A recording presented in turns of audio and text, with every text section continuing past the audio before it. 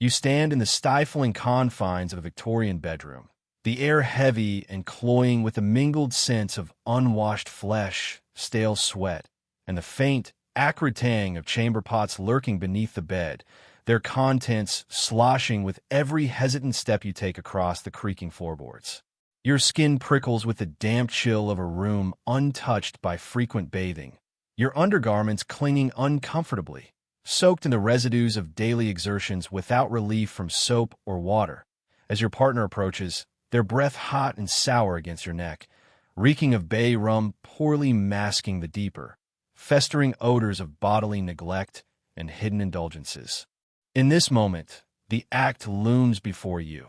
not as passion, but as a grotesque duty fraught with peril, with a thrust of intimacy could unleash syphilis's ravaging sores, the putrid discharge of gonorrhea, or the silent dread of unwanted conception, your body a battlefield of moral decay and physical horror, where even the slightest touch risks unraveling the fragile facade of respectability into a nightmare of disease and damnation.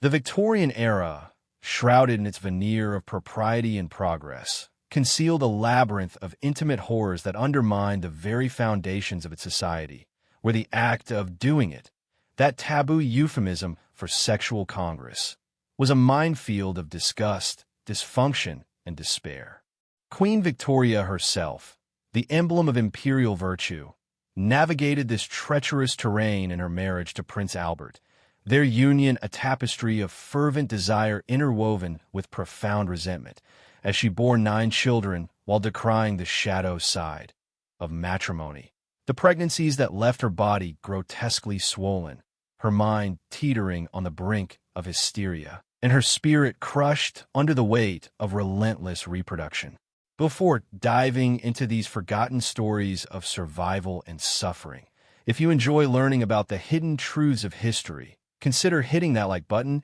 and subscribing for more content like this. And please comment below to let me know where you're listening from. I find it incredible that we're exploring these ancient stories together from different parts of the world, connected across time and space by our shared curiosity about the past.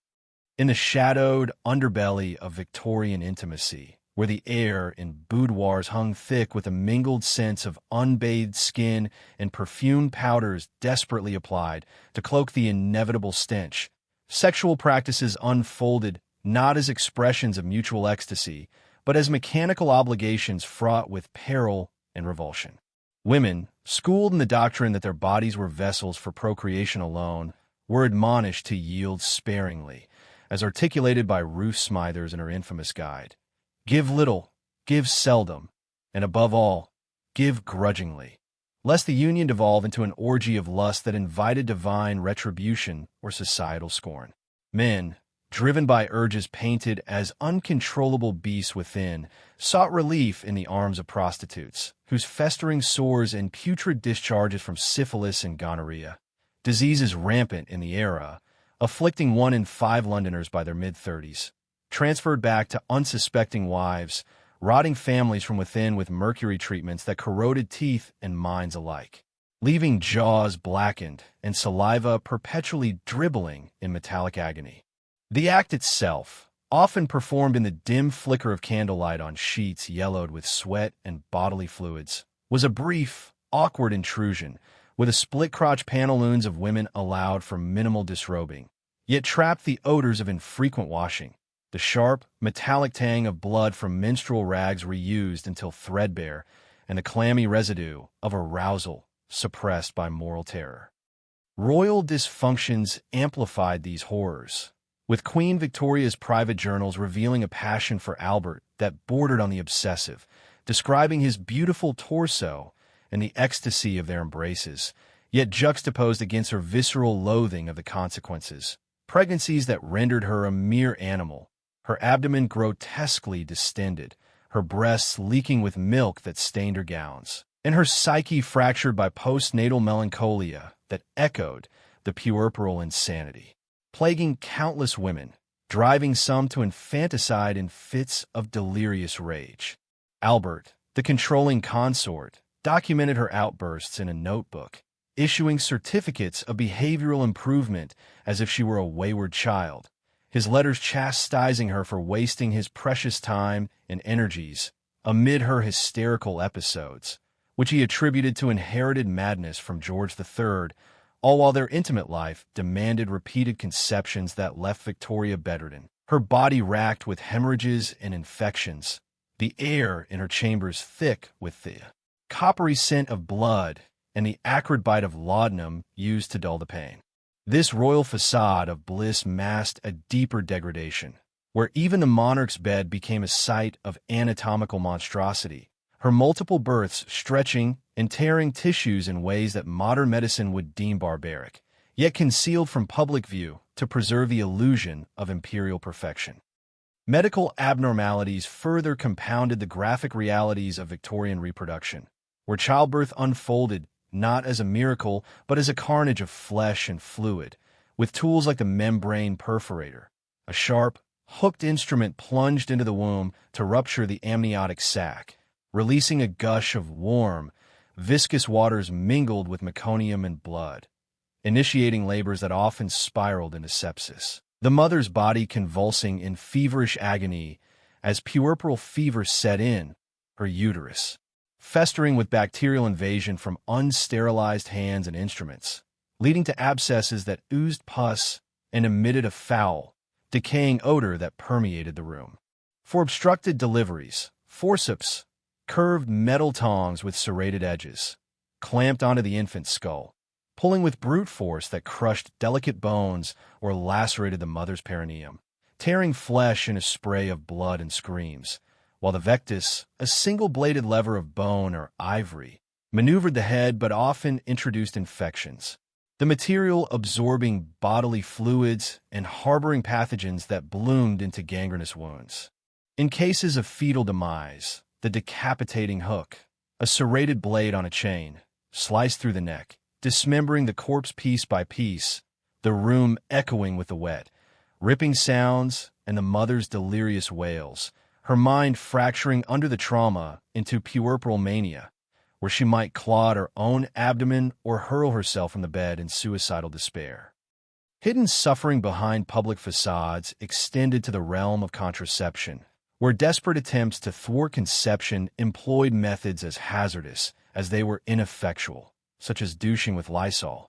a caustic chemical that burned the vaginal lining, causing ulcerations and chronic inflammation, the sharp, chemical stench mingling with the coppery tang of blood as women endured the searing pain in secretive silence, hundreds perishing from exposure that corroded tissues and induced septic shock. Sponges soaked in vinegar or alum were inserted, their porous surfaces harboring bacteria that festered into pelvic infections, while primitive condoms of animal intestines tore easily, leaking semen laced with gonorrheal pus, condemning users to a lifetime of urethral strictures and agonizing urination. These intimate failures rippled outward, affecting political spheres as royal heirs suffered from hereditary ailments exacerbated by inbreeding, like hemophilia in Victoria's descendants, where minor injuries led to grotesque swellings and internal hemorrhages, the blood pooling under skin in purplish, throbbing masses that reeked of iron and decay. The taboo of masturbation, dubbed the solitary vice, invoked medical terror, with physicians proclaiming it depleted vital humors, leading to emaciation, palsy, and insanity. Patients described as resembling corpses more than living beings, their eyes sunken, skin pallid and clammy, bodies wasting away on straw mattresses amid remorseful reflections on their baneful habit. Anti-masturbation devices like the jugum penis, a jagged metal ring clamped at the base, its teeth digging into engorged flesh. During nocturnal erections, jolting the wearer awake in excruciating pain, blood trickling from punctures that scarred and sensitized the organ, enforced celibacy through torture, while for women, clitoridectomies severed nerves in a bloody procedure, leaving numbness and psychological scars, all under the guise of curing hysteria induced by self-abuse. These contraptions, electric alarms, shocking genitals with volts that convulsed muscles and seared skin,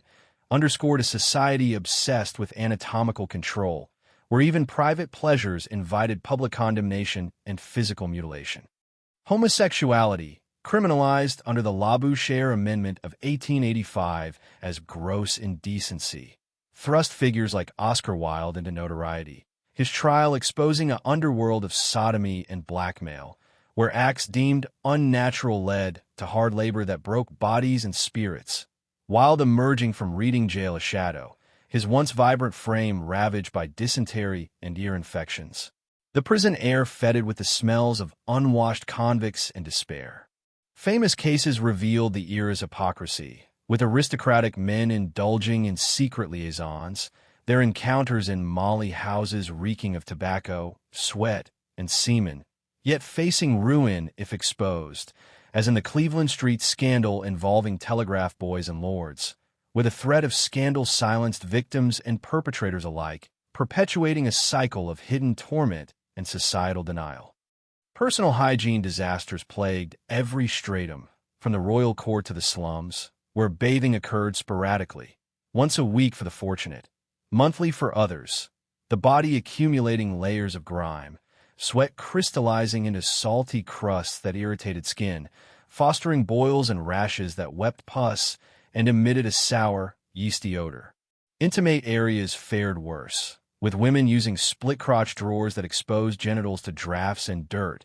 menstrual blood staunched by rags pinned to undergarments, reused until stiffened with dried fluids, the metallic scent blending with bacterial overgrowth that caused infections, vulvas inflamed and tender. Men applying bay rum to mask groin odors, often suffered from fungal growths in moist folds, the itch unrelenting, scratching leading to raw, bleeding sores. Toileting involved chamber pots or outhouses, wipes improvised from corn cobs or newspapers, abrading delicate tissues and leaving residues that bred parasites, the air perpetually tainted with fecal miasma. Royal intimate failures extended beyond Victoria, with her son Edward VII, later king, embroiled in scandals like the Mordaunt affair, where his letters to a married woman surfaced in divorce court, hinting at adulterous trysts amid whispers of venereal diseases contracted from actresses and courtesans, his body bearing the scars of gonorrheal strictures that made urination a torturous dribble. These dysfunctions influenced dynastic politics, as Edward's excesses fueled Republican sentiments, while Victoria's seclusion after Albert's death in 1861, rumored to involve an affair with servant John Brown, sparked gossip of impropriety, her mourning veils hiding a psychological deterioration that isolated her from duties, the empire simmering with unrest over her hidden indulgences. As conditions worsened over time, the escalation of private torments mirrored societal decay, with syphilis progressing from chancres, hard, painless ulcers on genitals that wept serous fluid, to secondary rashes covering bodies in maculopapular eruptions, the skin peeling in flaky sheets redolent of decay,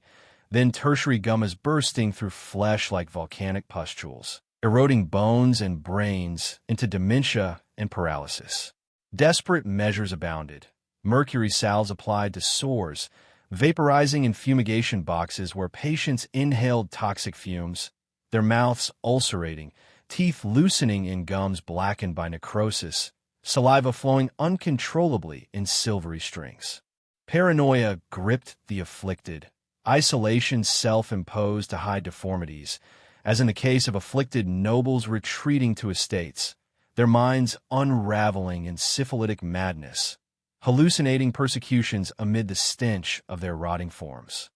The final collapse manifested in death scenes dominated by dysfunction, like childbirth fatalities where postpartum hemorrhage flooded beds with crimson torrents, the mother's pallor ghostly as life ebbed, or syphilis's end stage where aortas ruptured in aneurysmal bursts, blood-filling chests in suffocating agony. Autopsies revealed horrors, uteri scarred from repeated forceps traumas, brains softened by treponemal invasion, while historical cover-ups sanitized records, attributing deaths to fever or exhaustion to preserve facades. Preserved evidence, like skeletal remains pocked with syphilitic lesions or medical texts detailing clitoridectomies, whispers of the era's buried truths.